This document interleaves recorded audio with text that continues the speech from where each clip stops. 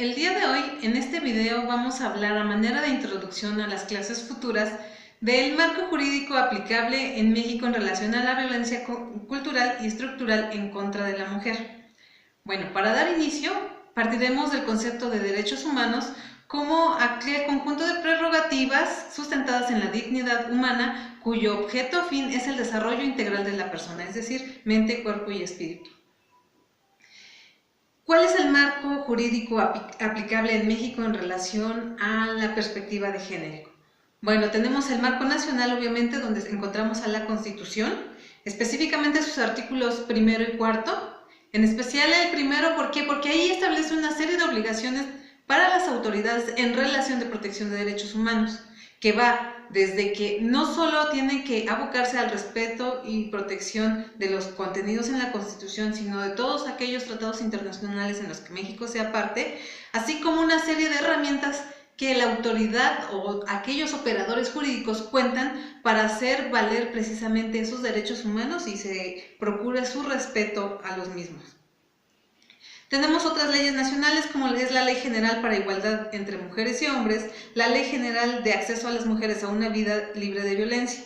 Pero no solo tenemos los nacionales, como ya indiqué, el artículo primero obliga a las autoridades a observar una serie de tratados internacionales en los que México es parte, dentro de los cuales podemos encontrar la Declaración Universal de los Derechos Humanos, específicamente en los artículos primero y séptimo, que establece la igualdad entre todos los seres humanos, todas las personas, el Pacto Internacional de Derechos Civiles y Políticos, la Convención Americana sobre Derechos Humanos y las convenciones más importantes para esta materia, porque en ellos radica la protección de los derechos de las mujeres. Y no solo de las mujeres, debemos de tomar en cuenta que perspectiva de género no es solo hablar de mujeres, es de hablar de todas las personas que conforman nuestra sociedad.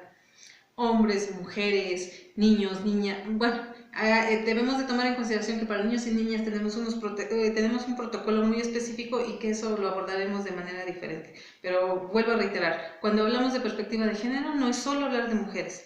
Dentro de esas convenciones tenemos la Convención sobre la Eliminación de todas las formas de discriminación contra la mujer, CEDAW, y la Convención Interamericana para sancionar, erradicar la violencia contra la mujer, conocida como la Convención de Belén do Pará. ¿Por qué son tan importantes estas convenciones? Bueno, la convención conocida como CEDAW es el primer documento que reconoce las condiciones estructurales de desventajas de las mujeres, considerando las diferentes formas de discriminación y establece los parámetros para combatirlas. El objeto de esta convención es eliminar la concepción de inferioridad de la mujer, impulsar una nueva educación sobre la responsabilidad y el cuidado tanto de menores como de las personas enfermas y suprimir las formas de tráfico y explotación de mujeres y niñas. En cuanto a la Convención Americana para prevenir y sancionar y erradicar la violencia contra la mujer, Convención de Belén do Pará, establece por primera vez el derecho de las mujeres a vivir una vida libre de violencia. Esta última convención resulta muy interesante porque ya nos da un concepto de violencia y establece como violencia cualquier acción o conducta basada en género que cause muerte, daño o sufrimiento físico, sexual o psicológico a la mujer, tanto en su ámbito público y privado. De allí que de esta convención podemos observar tres tipos de violencia, que es la física, la sexual y la psicológica. De igual forma, establece los ámbitos en que esta violencia se da, en la vida privada, la vida pública, y que además es perpetrada o tolerada por el Estado. Dentro de los derechos primordiales que establece es el derecho a una vida libre de toda forma de discriminación y el derecho a la integridad física, psicológica, moral y respeto a la dignidad humana. Bueno, ahí ya tenemos los conceptos básicos que nos establecen estas convenciones en relación a la violencia en contra de la mujer. ¿Por qué es tan complicado erradicar la violencia en contra de la mujer?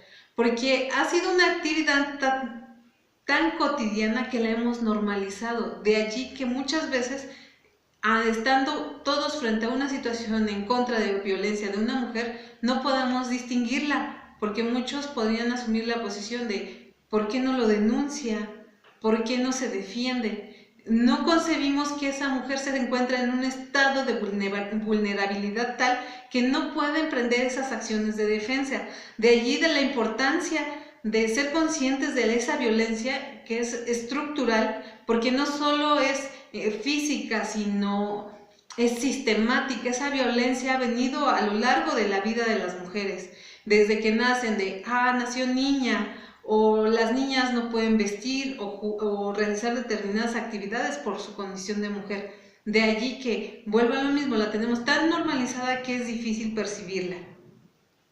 Por lo que debemos de tomar en consideración que a partir de todas estas reformas, en especial la reforma del 10 de junio del 2011, en donde se establecen todas las obligaciones de las autoridades para el respeto de los derechos humanos, así como de los resultados de la sentencia del expediente Varios 912 del 2010 dictada por la Suprema Corte de Justicia de la Nación, es de que tenemos que el nuevo paradigma de derechos humanos en donde se busca el respeto a los derechos de todas las personas y a cumplir no solo con los derechos que están consignados en la Constitución, sino todos los que encontramos en los tratados internacionales. De allí que la obligación de juzgar con perspectiva de género es un mandato constitucional y convencional. ¿Qué deben de hacer las autoridades cuando se encuentren ante un caso relacionado con perspectiva de género? Pues de que deben de examinar las cuestiones previas al proceso, verificar esas medidas urgentes para garantizar la seguridad de esa mujer, que no sea violentada en ninguna de las esferas que ya hemos visto, la psicológica, la física o la sexual. Determinar los hechos y el contexto en que se dan todos hechos para verificar si esta violación a sus derechos humanos ha sido sistemática y constante. Deberá, en todo caso, el operador jurídico determinar el derecho aplicable, ya sea nacional o internacional, que tenga que recurrir a algún tratado o convención para la mejor protección de esos derechos y construir una argumentación con un enfoque de derechos humanos.